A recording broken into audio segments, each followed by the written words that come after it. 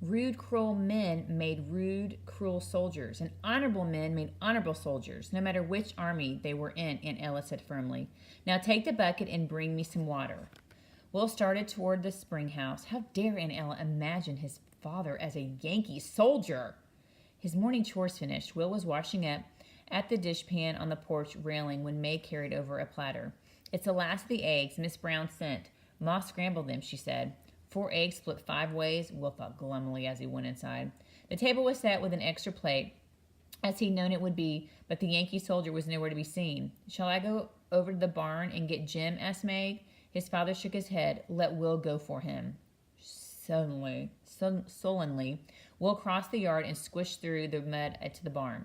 He paused at the door, wondering if he should knock, then pushed it open and stepped inside. Good morning, a voice said. There on a blanket-covered pile of straw sat Jim. He was reading a book in the dim light from the high window. Will cleared his throat. It's breakfast time, he said. I'll have a bite to eat in the kitchen while your aunt's cleaning up, Jim said, a finger marking his place in the book. They want you to eat now. For a moment the young man hesitated. Then he noted his page number, closed the book, and struggled to his feet. Wincing as he stood, he said apologetically, It's always worse in the morning. Will turned and started back to the house with the Yankee limping behind him. He was relieved to find Meg sitting beside his place. At least he wouldn't have to sit next to the Yankee. As he listened cheerfully to the course of the good mornings, Will wondered how his aunt's family would like a Yankee after they'd lost so much to the Yankee forgers. Confederate scouts had taken a lot, too. He remembered. But that was different. With a mouthful of his scrambled eggs, he shaved off a sliver of butter and spread it on the biscuit, noticing that Jim had slathered on so much butter that it was dripping off his biscuit in a thin golden stream. Jim sighed contentedly. You don't know how long it's been since I've tasted eggs or had fresh butter on hot biscuits, ma'am. Not much longer than it had been for the rest of them, Will thought, but he didn't dare say it. Aunt Ella beamed. It's been a long time since I've had a young man to appreciate my cooking. Will looked at her in disbelief. What about him? Didn't he count? You must really miss your sons, Jim said sympathetically. Aunt Ella nodded. This house was a sad place after those boys set off. I don't think any of us really cheered up until Will arrived. Here, Will, she went on. Go ahead and finish up the last biscuit. He took it, a little surprised at sitting at the table with the Yankee hadn't ruined his appetite. That morning, Will helped his uncle clear the thistles from the pasture, a job he hated. The pinkish lavender blooms were pretty, but the roots of the fast-spreading weeds went straight down, and digging them out was arduous work. After that seemed like hours. Will went off the spring to cool off. He glanced toward the house and saw Aunt Ella and Meg sitting on the porch with their mending while the Yankee lounged on the steps. As he slowly walked back to the pasture, they all sat down at dinner in noon. Meg showed Will the tiny basket that Jim had given her. He carved it from a peach seed, she said, running her finger alongside its delicate handle. And you should see the lovely things he carved from bone. Jim looked embarrassed. Carving helped me pass the time during the months I spent in the hospital, he said. Go on, show him, Meg urged. I doubt that Will is interested, Meg, Jim said. Torn between his desire to snub the Yankee and his reluctance to have Meg think him rude, Will mumbled, Let's see what you made. Jim reached into his pocket and pulled out a small cloth bag. Loosening the drawstring tie, he poured on the table a dozen or so of tiny carved blossoms. Meg picked up one and turned it over so Will could see the tiny loop on the back. See, they're buttons, see? Will was impressed in spite of himself. Show him the brooch, Jim, said Aunt Ella. They all leaned forward as Jim sat on the table, a small oval with raised design of a leaping doe.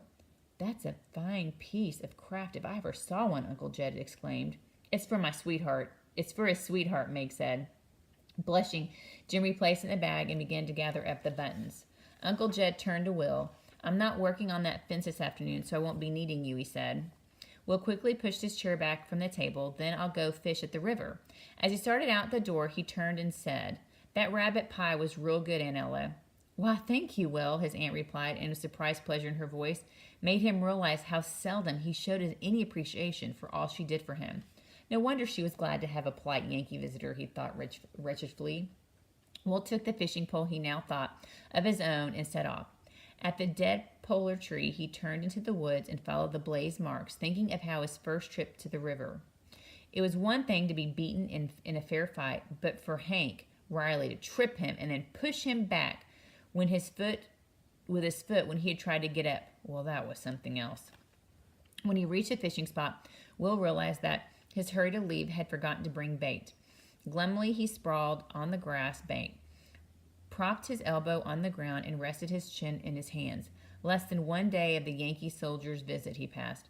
How was he going to live through 6 more?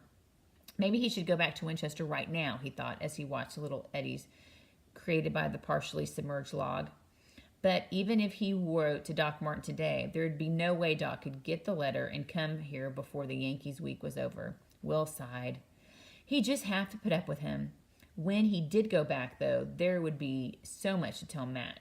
He tried to imagine what his friend would say when he heard that Uncle Jed took in a Yankee soldier. With a jolt, Will realized that Uncle Jed wasn't doing anything the people of Winchester hadn't done throughout the war. He remembered how his mother and other women had fed the wounded soldiers who straggled through the towns for days after the Battle of Sharpsburg, not caring in the least bit if they were Confederate or Yankee. They were just young men in need of help. Jim Woodley had certainly been in need of help when he arrived yesterday, Will thought, ashamed now that he'd wanted Uncle Jed to turn him away. Taking him in was a decent thing to do, he realized. And Uncle Jed was just about the most decent person he'd ever known, in spite of his refusal to fight for the South. Will figured that he had to accept the Yankees' presence, but that didn't mean he had to be friendly, the way the others were. He avoided the man whenever he could. Will stared into the water. He wished Matt were there. Maybe I could write to him, he said aloud, thinking of the blank sheets of paper at the back of his copybook.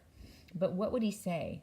Matt wouldn't be interested in hearing about Meg and Aunt Ella, and Will wouldn't tell him much about his uncle without sounding disloyal. It would be hard to explain about the trap line or how he was helping to repair the fence, and he certainly didn't want to write about Hank. All that was left to say was that he missed Matt a lot and wished they could go fishing and swimming together the way they used to. That wouldn't be much of a letter. Anyway, he thought, picking up his fishing rod and starting for home, if he was going to write to anyone, it should be Doc Martin. Why had he kept putting that off?